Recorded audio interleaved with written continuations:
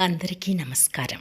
ఈరోజు భగవద్గీత షష్ఠోధ్యాయంలోని 41, 42 శ్లోకాల గురించి తెలుసుకుందాం.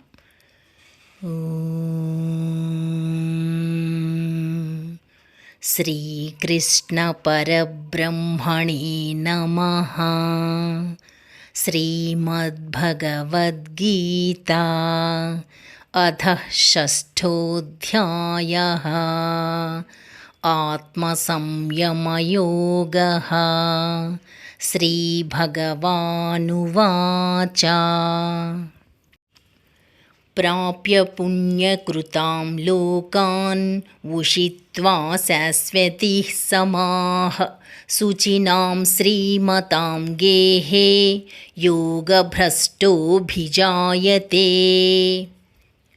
యోగభ్రష్టుడు పుణ్యాత్ములు పొందు లోకములను అనగా స్వర్గాది ఉత్తమ లోకములను పొంది ఆయా లోకములలో పెక్కు సంవత్సరములు గడిపి పిదప పవిత్రులైన సంపన్నుల గృహమున జన్మించును. అథవా యోగినామేవ కులే భవతి ధీమతాం.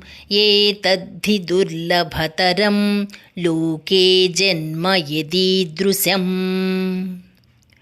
అథవా విరాగి అయిన పురుషుడు ఆ పుణ్యలోకములకు పోకుండగని జ్ఞానులైన యోగుల కుటుంబములోనే జన్మించును. కాని లోకమునందు ఇట్టి జన్మ ప్రాప్తించుట మిక్కిలి దుర్లభము. రేపు 43, 44 శ్లోకాల గురించి తెలుసుకుందాం.